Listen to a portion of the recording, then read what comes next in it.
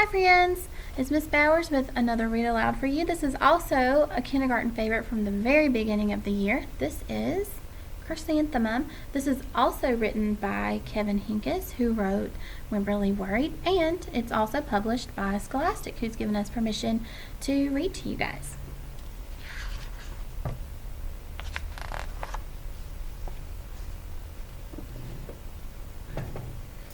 The day she was born was the happiest day in her parents' lives.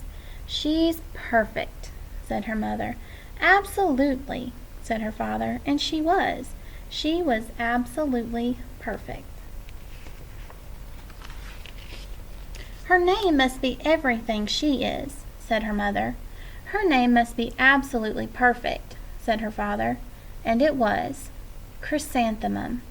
Her parents named her Chrysanthemum. Chrysanthemum grew and grew and grew, and when she was old enough to appreciate it, Chrysanthemum loved her name.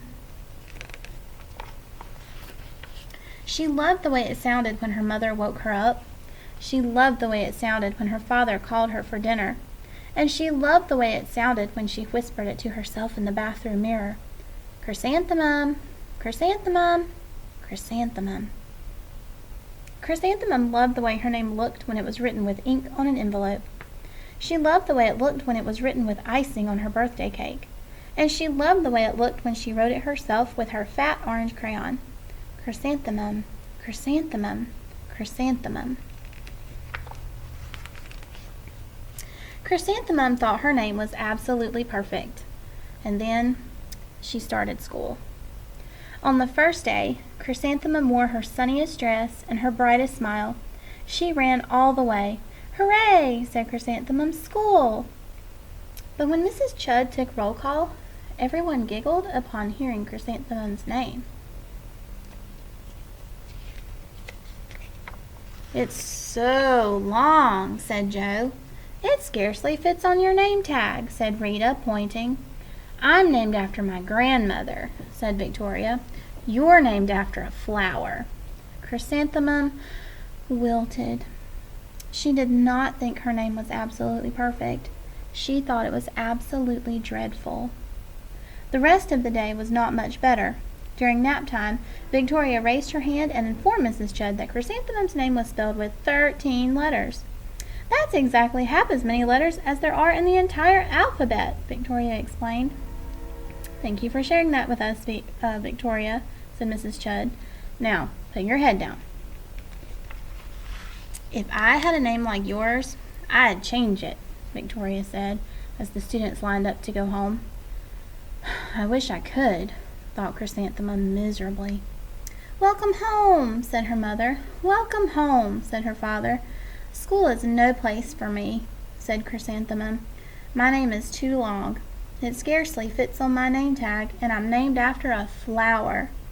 "Oh, pish," said her mother. "Your name is beautiful, and precious, and priceless, and fascinating, and winsome," said her father. "It's everything you are," said her mother. "Absolutely perfect," said her father. Chrysanthemum felt much better after her favorite dinner, macaroni and cheese with ketchup, and an evening filled with hugs and kisses and parcheesi. That night, Chrysanthemum dreamed that her name was Jane. It was an extremely pleasant dream. The next morning, Chrysanthemum wore her most comfortable jumper. She walked to school as slowly as she could. She dragged her feet in the dirt. "Chrysanthemum, Chrysanthemum, Chrysanthemum," she wrote. "She even looks like a flower," said Victoria as Chrysanthemum entered the playground. "Let's pick her," said Rita, pointing. "Let's smell her," said Joe. Chrysanthemum wilted. She did not think her name was absolutely perfect. She thought it was absolutely dreadful. The rest of the day was not much better. During nap time, Victoria raised her hand and said, "A chrysanthemum is a flower. It lives in a garden with worms and other dirty things." "Thank you for sharing that with us, Victoria," said Mrs. Chudd. "Now, put your head down." "I just cannot believe your name," Victoria said as the students lined up to go home. "Neither can I," thought Chrysanthemum miserably. "Welcome home," said her mother. "Welcome home," said her father. "School is no place for me," said Chrysanthemum.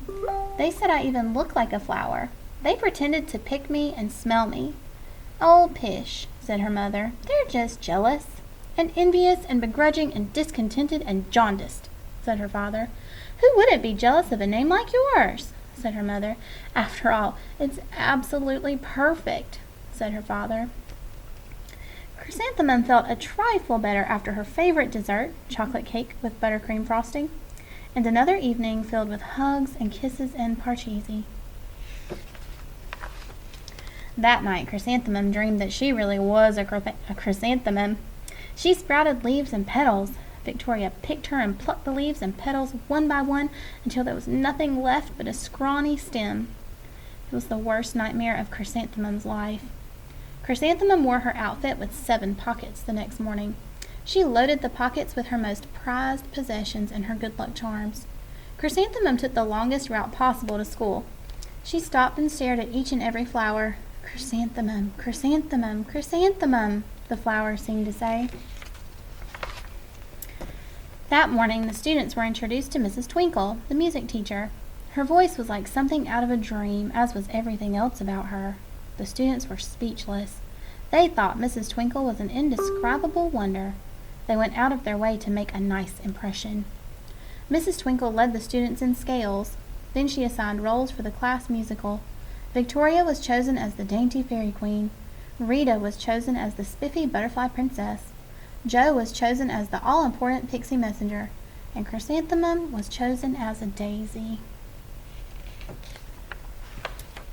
"Chrysanthemum's a daisy, chrysanthemum's a daisy," Jo, Rita, and Victoria chanted, thinking it was wildly funny. Chrysanthemum wilted. She did not think her name was absolutely perfect. She thought it was absolutely dreadful. "What's so humorous?" asked Mrs. Twinkle. "Chrysanthemum," was the answer. "Her name is so long," said Jo. "It scarcely fits on her name tag," said Rita, pointing. "I'm named after my grandmother," said Victoria. "She's named after a flower." "My name is long," said Mrs. Twinkle. "It is?" said Jo. "My name would scarcely fit on a name tag," said Mrs. Twinkle. "It would?" said Rita, pointing. "And," said Mrs. Twinkle, "I'm named after a flower, too." "You are?" said Victoria. "Yes," said Mrs. Twinkle. "My name is Delphinium. Delphinium Twinkle. And if my baby is a girl, I'm considering Chrysanthemum as a name. I think it is absolutely perfect." Chrysanthemum could scarcely believe her ears. She blushed. She beamed. She bloomed. Chrysanthemum, chrysanthemum, chrysanthemum. Jo, Rita, and Victoria looked at Chrysanthemum longingly. "Call me Marigold," said Jo. "I'm Carnation," said Rita, pointing. "My name is Lily of the Valley," said Victoria. Chrysanthemum did not think her name was absolutely perfect. She knew it. Overall, the class musical was a huge success. Chrysanthemum was absolutely perfect as a daisy. Victoria made the only mistake. She completely forgot her lines as the dainty fairy queen. Chrysanthemum thought it was wildly funny, and she giggled throughout the entire dance of the flowers. Eventually, Mrs. Twinkle gave birth to a healthy baby girl, and of course, she named her Chrysanthemum. I hope you enjoyed that book, friends, and I will see you again next time.